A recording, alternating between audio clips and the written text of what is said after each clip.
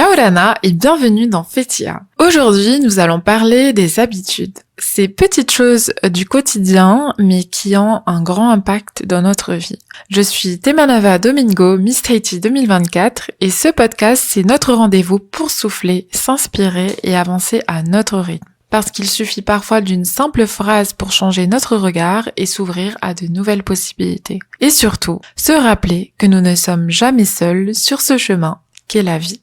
Yaorana à tous, je suis très heureuse de vous retrouver aujourd'hui, en ce lundi, pour parler des habitudes. Et comme d'habitude, je vous parle toujours à partir de mes expériences que je vis et j'essaye de les transformer pour que ça puisse être des clés pour vous. Et voilà, si ça résonne, tant mieux. Et sinon, c'est pas grave.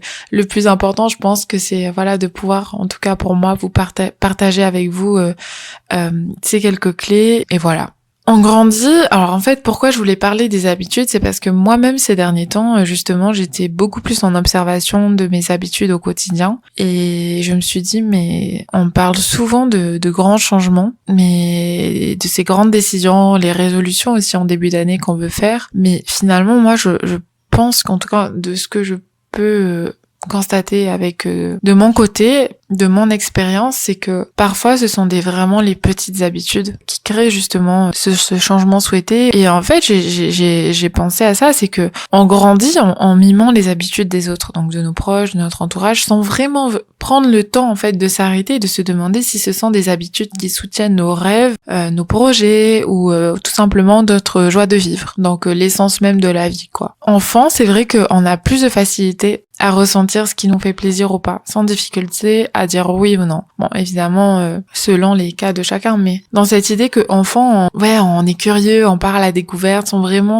devoir se mettre dans un moule. Et puis, en grandissant, on a tendance justement à se mettre dans ce moule, à chercher des méthodes pour construire notre quotidien, pour construire notre routine. Et parfois, on peut justement se perdre et ça peut même être source de comparaison parce qu'on se dit que notre routine n'est pas assez bien, qu'il faut que je fasse plus de sport, que telle personne fait ça, donc faudrait que j'essaye de faire ça. Justement, comme le sport, la nutrition, les routines beauté, on cherche toujours les meilleures méthodes finalement. Et on essaye ce qui fonctionne pour les autres, parce que on observe que les autres font ça. Et en soi, c'est pas un problème. Au contraire, je pense qu'on peut toujours s'inspirer des personnes qui nous entourent. Et c'est un peu comme ça que fonctionne la vie finalement. Mais je pense que cela ne devrait pas nous empêcher de partir à la découverte de ce qui nous correspond vraiment.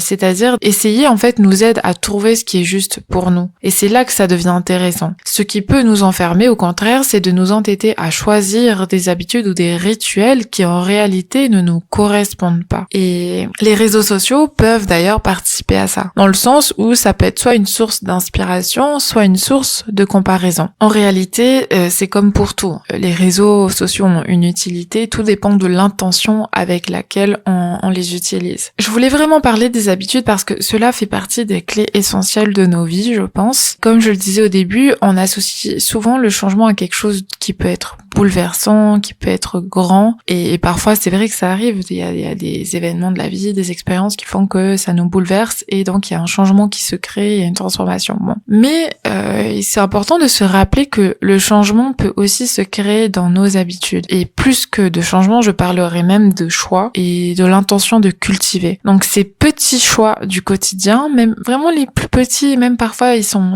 des choix qui sont imparfaits, mais qui nous permettent en fait de cultiver ce qui a du sens pour nous, ce qui nous rend heureux, vivants et profondément joyeux. Je peux prendre l'exemple du sport. Donc voilà, on est encore dans cet univers de bien-être. Nous sommes, je pense, de plus en plus conscients que le sport ne devrait pas être fait par obligation, mais par choix et par importance. C'est-à-dire que je ne vais pas faire du sport uniquement pour maigrir, perdre du poids, mais en fait c'est que aujourd'hui je prends conscience que je fais du sport parce que je veux être en bonne santé, je veux vivre longtemps pour profiter avec ma famille, parce que j'ai besoin de me dépenser, parce que je prends soin de mon corps. Donc je ne fais plus ça contre mon corps, mais pour mon corps. L'action est la même, on fait du sport. sport. Mais le choix et l'intention, l'habitude qu'il y a derrière, le souhait qu'il y a derrière sont complètement différents. Et juste, voilà, de se dire que cette habitude, en fait, soutient mon besoin de prendre soin de moi, alors ça a un impact qui pour moi est complètement différent, quoi, parce que je fais le choix d'en faire pour moi. Et non pas parce que je vois sur les réseaux, et non pas parce que tout le monde dit qu'il faut faire du sport, qu'il faut faire 1 heure de sport par jour, alors que peut-être moi, tout ce qu'il me faut, c'est 30 minutes de marche, et pas forcément 1 heure de cardio, je sais pas. Enfin, de cardio. Pas forcément 1 heure de sport très très intense tous les jours. Et en fait, c'est un exemple, et je pourrais aller beaucoup plus loin, mais je me suis dit que j'allais prendre un exemple assez facile, entre guillemets. Mais c'est là que tout peut changer, quoi. Je peux passer d'une activité sportive intense, plusieurs fois par semaine, ou à une activité plus adaptée à mon profil, à mon besoin, ou inversement. Moi, je sais par exemple que avant, je regardais beaucoup sur les réseaux quel sport il fallait que je fasse, puisque bon, c'était lié à mon métier de mannequin, donc il fallait que j'entretienne mon corps et tout. Mais en fait, je me suis retrouvée un peu à agir contre mon corps. Je le faisais plus pour moi, pour ma santé et tout, parce que évidemment c'est pour le métier. Mais aujourd'hui, avec du recul, je sais que de faire des activités sportives intenses tous les jours, ça ne me correspond pas, parce que finalement ça m'a pas forcément aidé sur le long terme, et surtout je n'écoutais pas mon corps, je n'étais pas à mon écoute. Et donc j'ai choisi de changer ça, j'ai appris à me connaître, et j'ai trouvé une activité beaucoup plus adaptée à mon profil, donc beaucoup plus de marche, du pilates,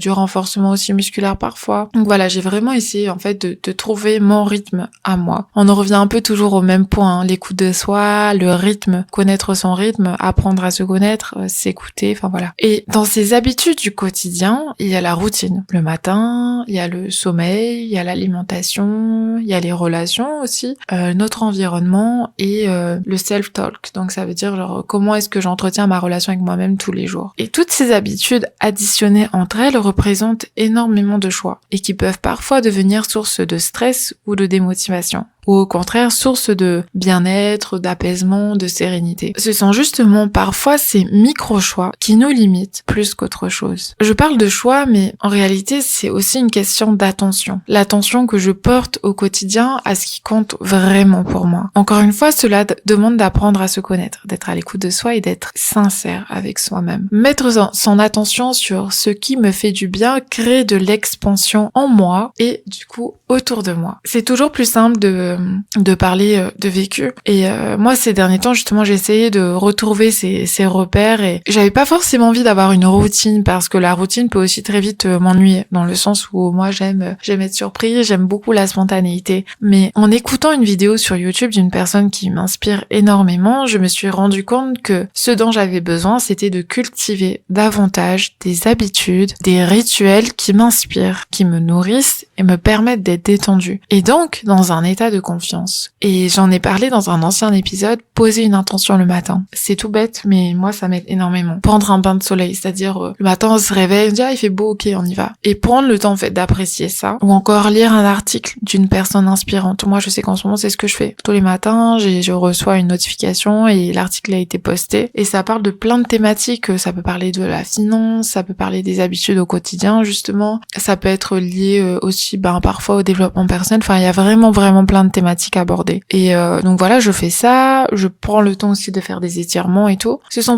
plein de petites habitudes, mais auxquelles je souhaite donner plus d'importance au quotidien. Et je pense que ça apporte même pas un équilibre, mais ce sont des ressources qu'on a, donc des ressources qu'on a qui sont en nous, mais qu'on peut parfois mettre de côté. Ça peut paraître anodin, mais rien que d'observer la nature peut être extrêmement ressourçant. Surtout que chez nous, de base, on a un lien très très fort avec la nature. On sait que la nature soigne, la nature apporte du réconfort.